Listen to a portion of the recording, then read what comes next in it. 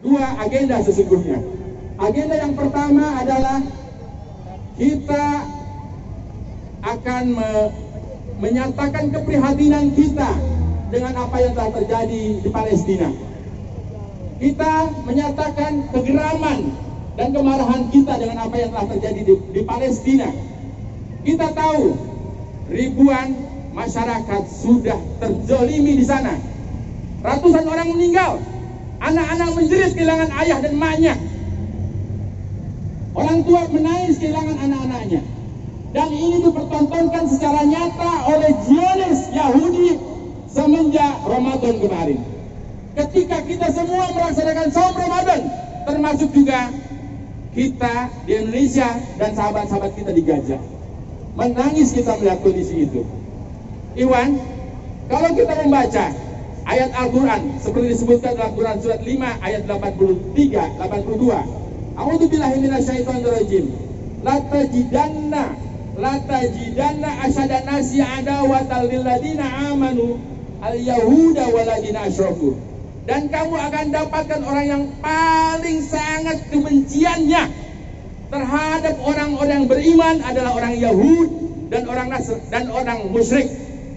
Nampak jelas bagaimana orang Yahudi ini melihatkan kebenciannya dengan kita. Bagaimana orang Yahudi ini memperlihatkan penyiksaannya yang luar biasa terhadap saudara-saudara kita di Palestina. Apakah kita akan diam? Tidak. Apakah kita akan diam? Tidak. Tidak, Iwan. Tidak. Kita bangsa Indonesia patut berhutang budi dengan Palestina. Karena salah satu negara yang mempelopori kemerdekaan Indonesia yang melakukan lobby-lobby internasional itu adalah Palestina. Bahkan seorang pengusahanya yang bernama Ali Taher, dia mempersembahkan hartanya untuk kemerdekaan Indonesia itu. Allahu Akbar. Ini luar biasa.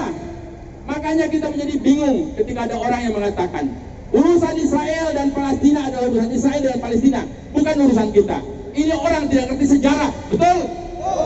Sangat tidak mengerti sejarah, memalukan.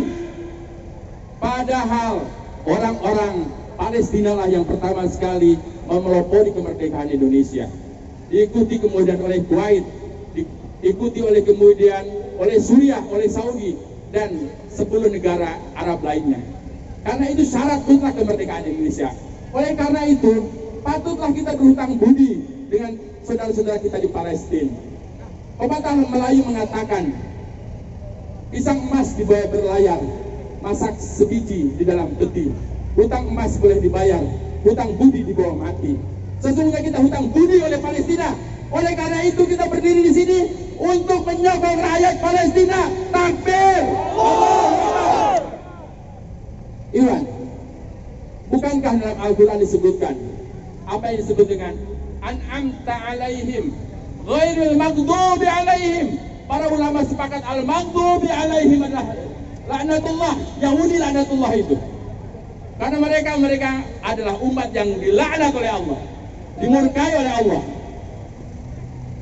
Kemudian kita juga membaca ayat bahwa tidak pernah akan ridho orang-orang Yahud dan orang-orang Nasoro itu kepada kita. Mereka tidak akan bisa tidur nyenyak seandainya Al-Aqsa tidak dipegang oleh mereka. Oleh karena itu mereka akan berupaya semaksimal mungkin agar Al-Aqsa bisa mereka duduki. Tetapi percayalah, malaikat di belakang saudara-saudara kita di Palestina. Dan doa kita juga tertuju kepada Palestina itu, agar mereka bisa mempertahankan apa itu yang namanya Masjidil Aqsa, kiblat pertama umat Islam. Marah kita ketika mereka datang masuk ke dalam masjid itu dengan tidak membuka sepatu mereka. Mereka tembaki orang-orang kita. Takbir! Allah! Iwan, mari satukan hati kita. Memang jauh Palestina di kita dari Indonesia, beribu mil, perjalanan pun tidak bisa disebut dengan 1-2 jam. Tetapi barangkali doa kita adalah doa yang harus sampai kepada mereka. Mereka adalah saudara-saudara kita. Mereka yang akan mempertahankan Masjidil Aqsa. Mereka yang akan mempertahankan kejayaan umat Islam ini. Itu yang pertama, Iwan. Kemudian yang kedua, kita merayakan aksi hari ini dalam rangka berdoa kiranya Al-Aqsa, kiranya corona tidak berlanjut di negeri kita. Sudah banyak berita yang kita rasakan. Orang-orang kehilangan mata pencaharian, orang-orang bertambah menjadi miskin, PHK terjadi di mana-mana, kesempatan kerja tertutup, orang cemas dan galau dengan kesehatan. Oleh karena itu, sebagai bentuk cinta kita kepada negeri kita ini, mari nanti kita lanjutkan doa bersama-sama. Itu yang pertama, Iwan. Sebagai pengantar ini, saya selaku Ketua GMMK ingin menyampaikan bahwa acara ini akan berakhir sekitar 15 menit sebelum sholat Asyar. Asyar hari ini jam 15.34. 15.34. Berarti 15.15 kita harus sudah selesai. Itu yang pertama. Yang kedua, karena masa ini masa pandemi, saya mengingatkan antum semua. Semuanya harus memakai masker, kecuali yang berbicara.